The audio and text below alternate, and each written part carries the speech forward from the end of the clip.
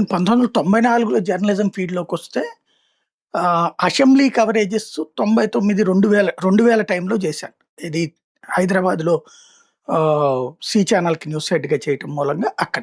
ఆ తర్వాత మళ్ళీ ఆంధ్రాలోకొచ్చేసేసి ఇక్కడ రీజనల్ రిపోర్టర్‌గా వీటిటిగా చేస్తూ రీజనల్ ఇన్‌చార్జి ఇదంతా చేశాక మళ్ళీ నేను 2009 ఎండింగ్ టైంలో హైదరాబాద్ ఎళ్లి అప్పుడు అసెంబ్లీ కవరేజ్ టీవీ9 తరపున మొదట. ఆ తర్వాతన జెమినీకి వెళ్ళిన తర్వాత న్యూస్ హెడ్‌గా అసెంబ్లీకి సంబంధించిన ఇదే ఉంటది. కమిటీ ఉంటది.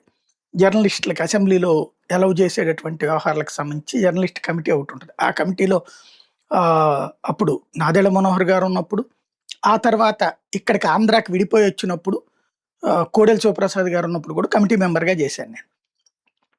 ఆ తర్వాత అట్లాగే జర్నలిస్టులకు సంబంధించిన అట్రాసిటీస్ కమిటీకి మెంబర్‌గా కూడా చేశాను. అట్రాసిటీస్ నిరోధ కమిటీకి కూడా మెంబర్‌గా కూడా చేశాను. కాబట్టి ఆ శాసనసభ పక్ష వ్యవహారాలు ఎట్టుంటాయో బాగా తెలుసు. శాసనసభ పక్ష సమావేశం అనేటటువంటిది సాధారణంగా అసెంబ్లీ సెషన్స్‌కి ముందు పెట్టుకుంటారు. అధికార పక్షం పెట్టుకుంటది, ప్రతిపక్షం పెట్టుకుంటది, ఇంకొక పక్షం ఉంటే అది పెట్టుకుంటది. అలాగా వాళ్ళ మీటింగు, వాళ్ళు అసెంబ్లీలో ఎట్లాగా అనుసరించాలి, వాళ్ళ తరపున విప్ ఎవరు, వాళ్ళ తరపున బిజినెస్ అడ్వైజరీ కమిటీలో మీటింగ్ ఎవరు ఇవ్వాలి, ఇయన్నీ ఉంటాయి. అసెంబ్లీ బడ్జెట్ సమావేశాలు మొన్న పూర్తయిపోయినాయి ఆంధ్రాకి సంబంధించి. అయితే ఇప్పుడు శాసనసభ పక్ష సమావేశం ఏర్పాటు చేయడం ఎందుకు జరిగింది పవన్ కళ్యాణ్‌ది? 3 కోణాలు.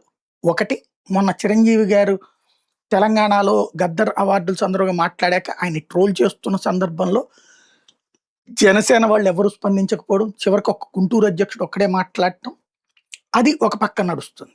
ఆ వెంటనే ఈలోపు మెటల్‌కి సంబంధించినటువంటి స్టీల్ ప్లాంట్ శంకుస్థాపన కార్యక్రమంలో అసలు దురంధరుడు, అద్భుతమైనటువంటి వ్యక్తి, చంద్రబాబు గారు లాంటోడికి అనుభవం ఉంది, నాకేం అనుభవం ఉంది అని 15 ఏళ్ల రాజకీయం తర్వాత కూడా పవన్ కళ్యాణ్ గారు మాట్లాడటం. ఓ పక్కన వాళ్ళ కేడర్‌లో అసంతృప్తితో ఉన్నటువంటి సందర్భంలో మీటింగ్. ఇంకొక వైపున బొలిశెట్టి శ్రీనివాస్ వచ్చి సమన్వయం సరిగ్గా ఉండట్లేదు, లోకేష్ గారు బానే ఉంటున్నారు, బాబు గారు బానే ఉంటున్నారు, కింద స్థాయిలో తెలుగుదేశం ఎమ్మెల్యేలు జనసేన వాళ్ళని పట్టించుకోవట్లేదు, బట్ జనసేన ఎమ్మెల్యేలు మాత్రం తెలుగుదేశం పార్టీకి సంబంధించిన నియోజకవర్గ ఇన్ఛార్జీలను పట్టించుకుంటున్నారు అన్నటువంటి స్టేట్మెంట్. వీటన్నిటి మధ్యన ఏం జరిగింది?